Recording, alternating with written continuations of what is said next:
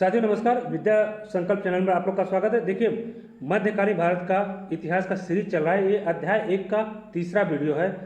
भारत पर अरबों का आक्रमण के संबंधित स्टैटिक जीके में एमसीक्यू फॉर्म में देखेंगे, जो प्रीवियस ईयर क्वेश्चन पूछा गया है और आने वाले एग्जाम में पूछा जाएगा। चलते हैं, प्रारंभ करते हैं। पहला प्रश्न है, भारत पर पहला सफल मुस्लिम आक्रमण किस वर्ष हुआ था? यह हुआ था 712 ईस्वी में, यानी ऑप्शन बी सही है। देखिए, भारत पर पहला सफल अरबी यानी मुस्लिम आक्रमण 712 ईस्वी में मोहम्मद बिन कासिम के नेतृत्व में हुआ था। उसने सिंध के शासक राजा दाहिर को पराजित कर सिंध पर विजय प्राप्त किया था। चलते आगे, अगला प्रश्न है, मोहम्मद बिन कासिम के आक्रमण के समय सिंध का शासक कौन था? जस्ट अभी बताया, राजा दाहिर, यानी ऑप्शन सी सही है। देखिए, 712 ईस्वी में जब मोहम्मद कासिम ने आक्रमण किया, तब सिंध पर चच के पुत्र राजा दाहिर का शासन था। दाहिर एक ब्राह्मण वंश के शासक थे। चलते आगे, अगला प्रश्न है, अरबों द्वारा सिंध विजय की विस्तृत जानकारी किस फारसी अरबी ग्रंथ में मिलती है? तो यह चचनामा में मिलती है, यानी ऑप्शन सी सही है। देखिए, सिंध विजय का सबसे प्रामाणिक स्रोत चचनामा नामक ग्रंथ है। यह मूल रूप से अरबी भाषा में लिखा गया है, जिसके लेखक का नाम अज्ञात है। कुछ इतिहासकार इसे अली अहमद को मानते हैं। बाद में इसका फारसी में अनुवाद अबू बकर सूफी ने किया था। चलते आगे, अगला प्रश्न है, इराक के किस गवर्नर ने मोहम्मद बिन कासिम को भारत पर आक्रमण करने के लिए भेजा था? तो यह अल हज्जाज, यानी ऑप्शन ए सही है इसका। इराक के अमयद गवर्नर अल हज्जाज बिन यूसुफ ने अपने दामाद और भतीजे मोहम्मद बिन कासिम को 17 वर्ष की अल्पायु में ही सिंध अभियान पर भेज दिया था। चलते आगे, अगला प्रश्न है, मोहम्मद बिन कासिम और राजा दाहिर के बीच लड़ा गया मुख्य युद्ध किस नाम से जाना जाता है? तो यह रावर का युद्ध के नाम से जाना जाता है, बैटल ऑफ रावर, यानी ऑप्शन बी सही है। देखिए, 20 जून 1712 ईस्वी को मोहम्मद बिन कासिम और राजा दाहिर के बीच रावर का युद्ध हुआ था। इस युद्ध में राजा दाहिर वीरतापूर्वक लड़ते हुए मारे गए थे।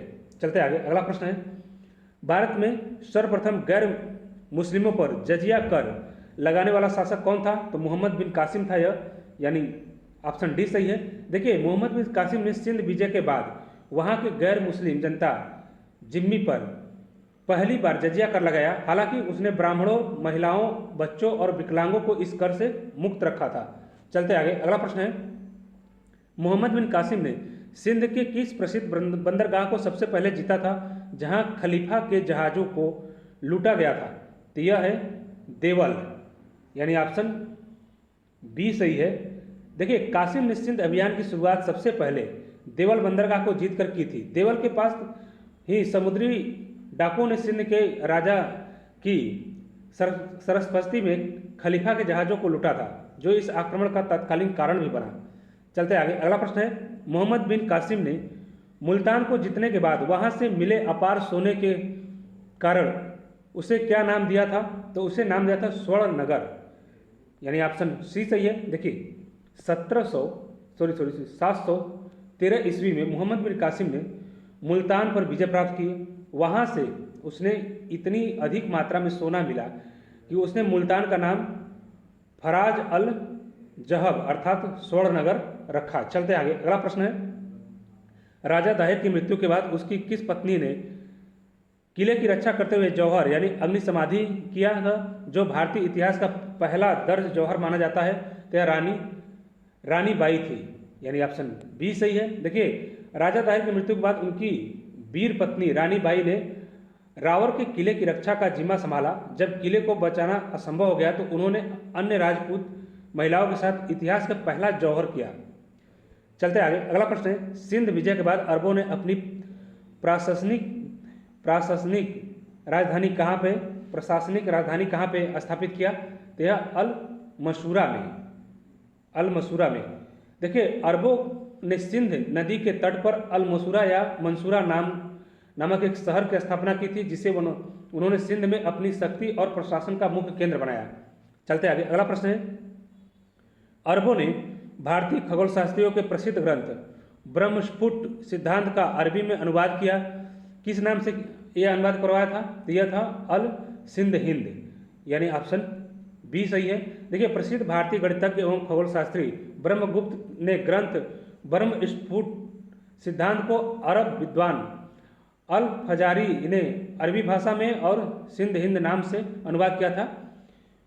इसने अरबों को भारतीय अंकगणित का, इससे अरबों क्या हुआ, भारतीय अंकगणित का उनको ज्ञान हुआ। चलते आगे, अगला प्रश्न है, विष्णु शर्मा द्वारा रचित पंचतंत्र का अरबी भाषा में अनुवाद किस नाम से किया गया है? तो इसको कलिलाह व दिमनाह, यानी ऑप्शन ए सही है, कलिलाह व दिमनाह नाम से। देखिए, गुप्त काल की प्रसिद्ध नैतिक कहानियों की पुस्तक पंचतंत्र का अरबी में अनुवाद कलिलाह व दिमनाह नाम से किया गया था। यह नाम पंचतंत्र के दो गीदड़ पात्रों यानी करकट और दमनक पर आधारित है।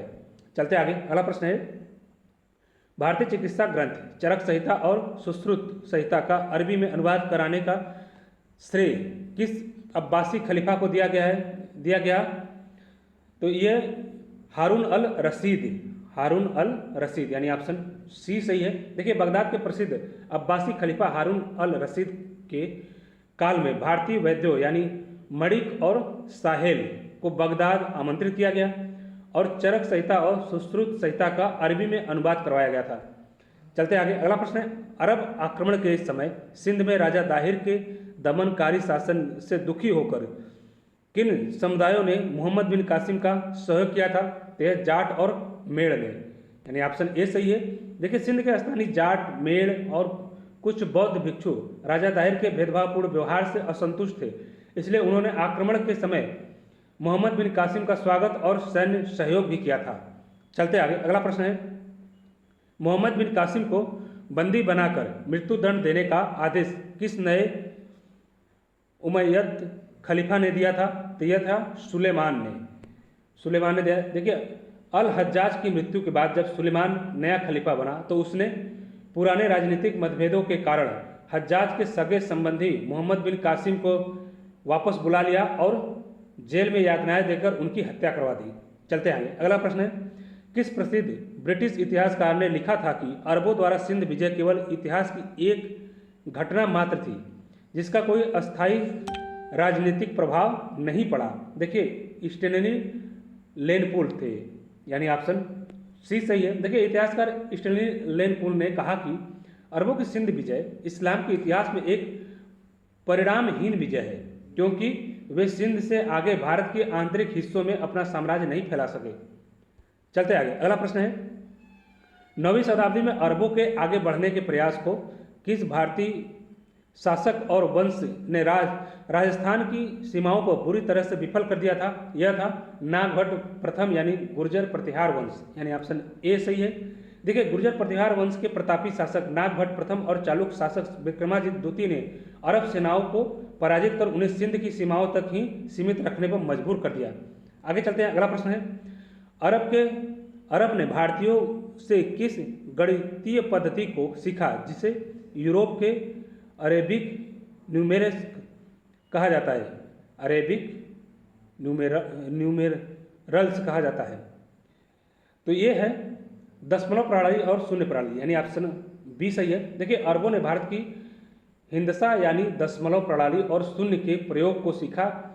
जब अरबों से यह ज्ञान यूरोप पहुंचा तो यूरोपियों ने इसे हिंद अरब संख्या पद्धति यानी अरेबियन न्यूमेरल्स नाम इसको दिया। चलते आगे, अगला प्रश्न है, मोहम्मद बिन कासिम ने राजा ताहिर की किन दो पुत्रियों को बंदी बनाकर खलीफा के पास उपहार स्वरूप बगदाद भेजा था? तो यह है सूर्य देवी और परमल देवी, यानी ऑप्शन बी सही है।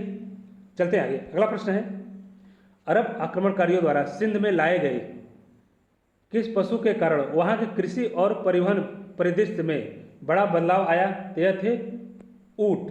देखिए, अरबों ने सिंध और मुल्तान के शुष्क इलाकों में बड़े पैमाने पर ऊँटों का पालन शुरू कर दिया जिससे मरुस्थलीय व्यापार और परिवहन को भारी बढ़ावा मिला।